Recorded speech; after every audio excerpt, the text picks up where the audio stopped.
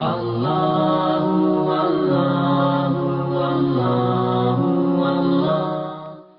الذین کفروا، پھر وہی الفاظ، ایک آیت بیچ میں آئی اہل ایمان کے بارے میں، اس سے پہلے آیت تھی کافروں کے بارے میں، پھر کافروں کے بارے میں آ گئی. ان الذین کفروا، بے شک جو لوگ کافر ہیں، وصدوا عن سبیل اللہ، اور اللہ کے راستے سے لوگوں کو روکتے ہیں، اگر یہ انہی حرکتوں میں رہے، ثم ماتوا، اور یہی کام کرتے کرتے مر گئے. عجیب جملہ ہے، وَهُمْ کفار، ان کی موت ہوئی موت کافر.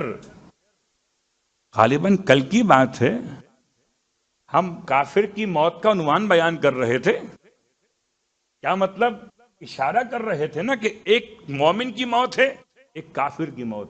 اب آئیے ایک جملہ آپ کی خدمت میں، موت کی بات زبان پر آئی گئی تو اپنی موت کو مجھے یاد کرنا چاہیے، آپ کو یاد اپنی موت کا کرنا چاہیے.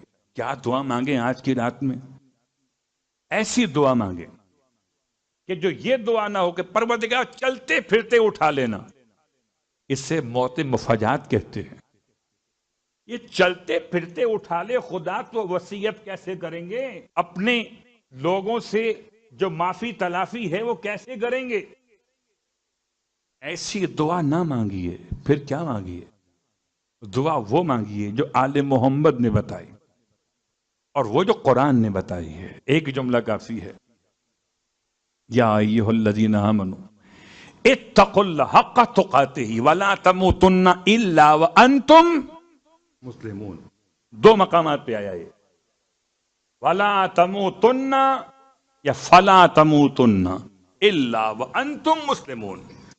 دیکھو، تمہاری موت نہ آئے مگر تم ایمان کی حالت پر باقی رہے ہو.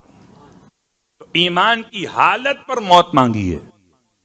اگر ایمان کی حالت پر موت آ گئی تو اب چاہے روڈ پر آئی ہو، چاہے اسپتال میں آئی ہو، چاہے گھر میں آئی ہو، یہ لباس پھٹا ہوا ہو، یہ لباس نیا ہو، میرے سرہانے ہزاروں لوگ موجود ہوں، کوئی بھی نہ ہو، اگر موت ایمان پر آئی ہے، اسلام پر آئی ہے، تو من مات علی حب آل محمد مات شہیدا.